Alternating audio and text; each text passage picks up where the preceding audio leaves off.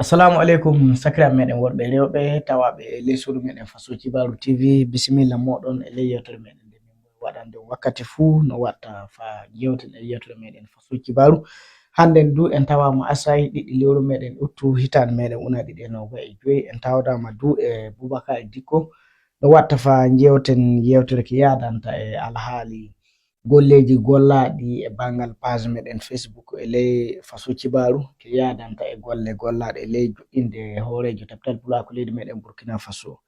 Fadde meɗen e nande hoore haala ka fuu. Bisimilla maɗa Boubacar Dicko. Bisimilla waɗi Isuf Diallo en mbi sakiraɓe meɗen wowɓe heɗade hettinade Faso Kibaru fuu ɓe jettama ɓe jowtama. Dagum no gonnomin am siforo ni nen andi ƴuude nogay e tati nayi joyi fa warande jeegom fa ya yeeso muɗum fuu Burkina Faso no tawdano e kawrital mangal Allah no mawɗo ko yadanta e jaɓɓade délégation ji woɗi fa handen du e joƴƴinde hoorejo Taptal Pulaku leydi meɗen Burkina Faso.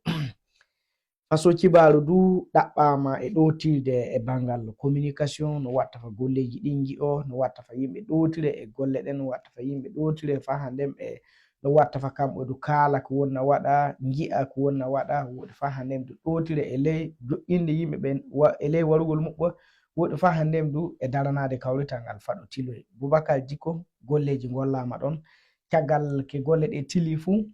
Faso Kibaru noddi yimɓe wonɓe ana tokki ɗum wonɓe ana ndaara ɗum no watta fa neɗɗo fuu haala kulle joyi nanguɗe hakkille muɗum maɗe tayki e ley golle ɗe tawa beeli ɗum no watta fa suudu Baba Fuya woɗi caggal ɗum ɗon du yimɓe fuu ɓuroyɓe nanginde alhaali ngakkiji gaɗuɗi ɗin nangodi ke kokkalte alhaali jonka kadoji pamari no watta fa kamɓuyde ɓeɗe muɓɓo beela ɓe mbawi wiide yo ɗum fijirde amma ɗum wona ɗum fijirde laylay saabi ni yo nokkure ɗo yimɓe gartata eke golluno woɗi fa handen ɗum kokkodira tindinoji fa handen ɗo ne jiɗno famugol noye ɗum wonna ɗum yaaro woɗi fa handen toye ɗum woni. Eyi gasi ko ɓuri fuu welde kam dey e an yo a goto e yimɓe tawaɓe le hokkuɓe jawabuji ɗum wonno ko Faso Kibaru lamdi e muuyi tan halde haala majjum fa ndaren yalla gonga fu yimɓe ɓe kakkilani ɗum wonno e kawrita gangal ngal yalla gonga fu ɓe jokki hono ɗum Faso Kibaru hollirta noon ɓe jokki golle on no yarata fadde meɗen warde hollude enen ɓen hono to jinnoɗe yimɓe nde fu en garan barjitade yimɓe fu yardiɓe kamɓe du jangi ko binduɗen e Faso Kibaru de kamɓe du nooti par ce que wana tila ɓe noto wana tila ɓe janga jangude e notade holli ko yimɓe na keɗi ɗo no Faso Kibaru en jettiɓe sanne so gonga Allah fadde meɗen hokkude tawɗo fa joni du jawabu hono to keɗinoɗen ton du eɗen mbawi wiide kala kalɗo fu ko haali ɗum ana wonli kawrital ngal par ce que mon fu holli kulle joyi kandu ko ɓuri fu taykade jonnon hunde goɗɗo ɗum so ni wona ley muɗum gonɗa ma so wona an lamdi fu yama jomiraɓe mbawa warde hono no kajiɗaɗa non donc go'o ko mbawɗen jogitade ley ko jinnoɗen yimɓe tawe taykake arande fu ɗum wonno jakkitade werɓe ɓen yo hunde noon ko waɗi ko taykini sanne toye ɓe jakkita aéroport international Wagadugu ɓe jakkita toye ɓe jakkita kan toyte ɗo no salon ministériel fa tawede kawrtal waɗa Wagadugu fa tawe fulɓe ardi kawrtal Wagadugu fa tawe no fulɓe mbirete Yaasin ni fuu de keɓa jaɓɓade werɓe muɗumen fulɓe ƴuro Yaasin leydi ngara de ƴura salon ministériel ɗum ko hani taykede sanne woɗi du e ley ɗon du fa e goto e maɓɓe garɗo de tawe heɓay jakkitede e ley salon ministériel on wala andanaɗo kene wara fuu inden wattama ton protocole d'état kam jakkitoy ɗum si wiyama neɗɗo jakkitoma salon ministériel fuu to laana ka dari ton mobile yatade ade ton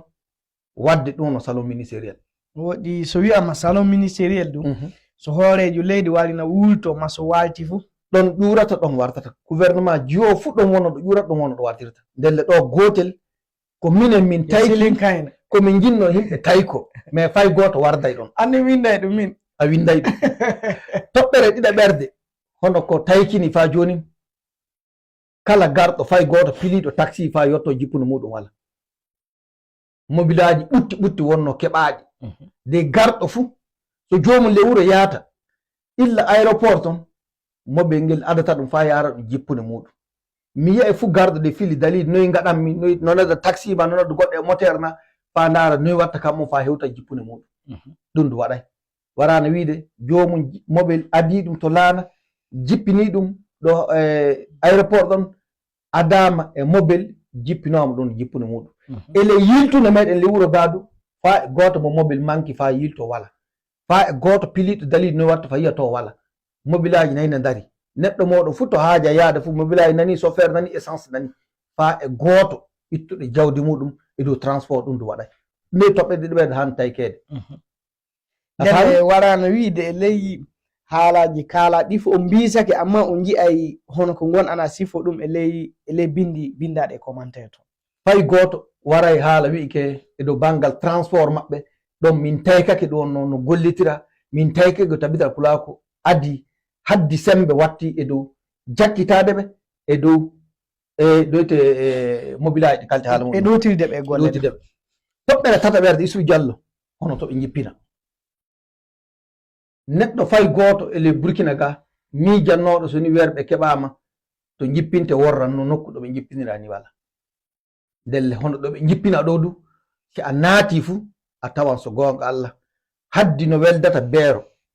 haddi no beero wonirta wuro muɗum tajol jalluɓe ngala iri cuuɗi to gatta ɗon sikki sakka folanaka a faami mi tajol hono ko ɗowata confort hono cuuɗi ɗo ɓe ngara ɓe jippina ɗon la'are cuuɗi ɗin laaɓal muɗumen e la'are ko fiili ɗum no cuuɗi ko wiyete environnement on fu ko fiili ɗum hono nokku on jaati no wori noon so gonga Allah ɗum yo hunde noon komin tayki sanne warana wiide tabital pulaku siini teddinde werɓe waroɓen ɗum waɗi nde ko toɓe gatta toon so gonga Allah ni na yoni haalede sabu de minen yomin yehoɓe donc somin jiihi fu mbiɗen andi tomin gattete donc ɗum waɗi nde ko min mbi ɗo du yo hunde noon ko hani teddinede sanne hono ɗo ɓe jippina ɗon yamale nate ɗon on jiya nokku mo jippina on e no worri e no leeɓiri tawti fa joni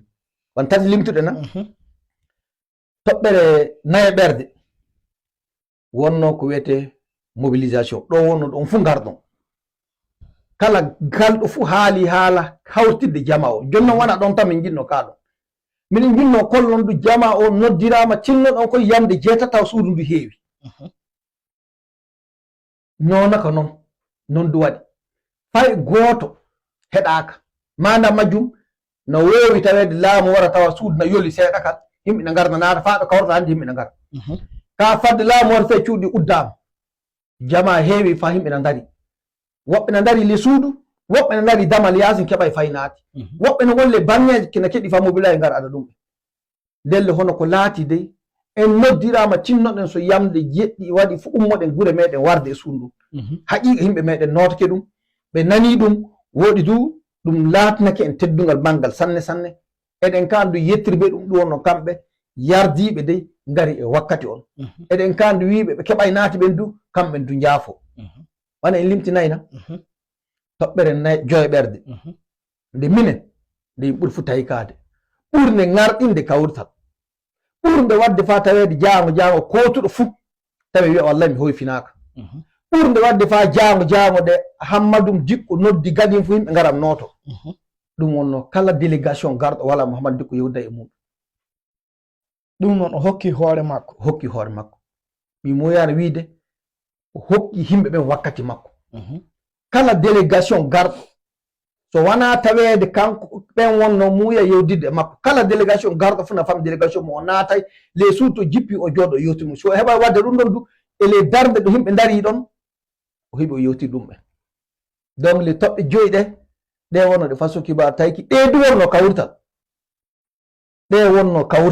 le toɓɓe 5 ɗe kala gaɗɗo kawrtal so ni memayɗe fu tawan wodan ko ñagata kawrtal muɗum Boubacar Dikko so gonga wakkati fu yimɓe ana jaa ana kalake e ley bangal hawrondinde yimɓe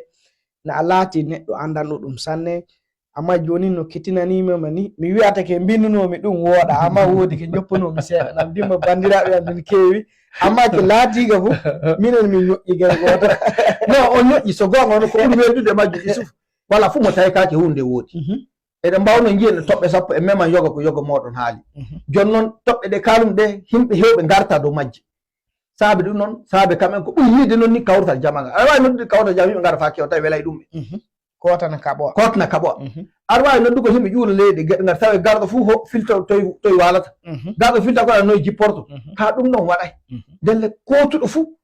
hoddi ɓernde welde kuutor fuu hooti sawta e burkina donc ɗum tan e heƴi e meɗen so en muuyi ɓeydugol toɓɓere on fu mbiyen kala to ɓii burkina ɓii pullo burkina yehi jaama leydi fu tedda saabe ko tabitata wala ko ɗum ɗo